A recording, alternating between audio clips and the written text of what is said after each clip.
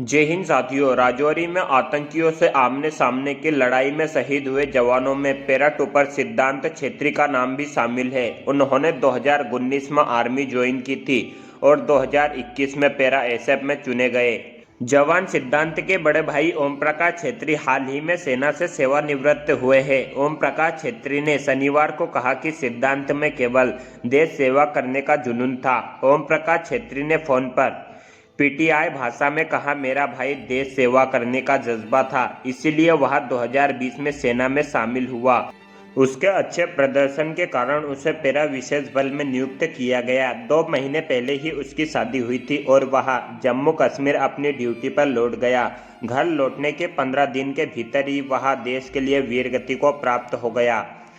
ओम प्रकाश छेत्री अपने छोटे भाई का पार्थिव शरीर लेने के लिए हवाई अड्डे लिए जाते समय रास्ते में यह बात कही। सिद्धांत सेना के उन 5 जवानों में शामिल थे जो शुक्रवार को जम्मू कश्मीर के राजौरी जिले में घने जंगलों में कांडी इलाके में उग्रवादी द्वारा किए गए हमले में 5 जवान शहीद हुए। उसमें से एक जवान सिद्धांत छेत्री भी शामिल थे।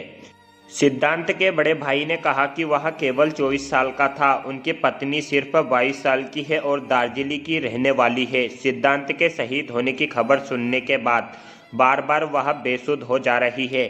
हमारे माता पिता बिल्कुल मौन हो गए हैं और एक शब्द भी नहीं कह पा रहे हैं।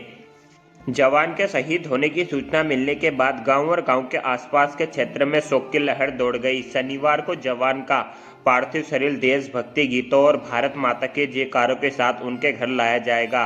वहीं शनिवार को राष्ट्रीय सम्मान के साथ शहीद जवान सिद्धांत छेत्री का अंतिम संस्कार किया जाएगा। भारत माता के वीर सिपाही शहीद जवान सिद्धांत छेत्री सर को उनके सर्वोच्च बलिदान के लिए मैं सच्चा नमन करता हूं। वहीं इस दुख की घड़ी में उनके वीर परिवार के लिए गहरी संवेदना प्रकट करता हूं।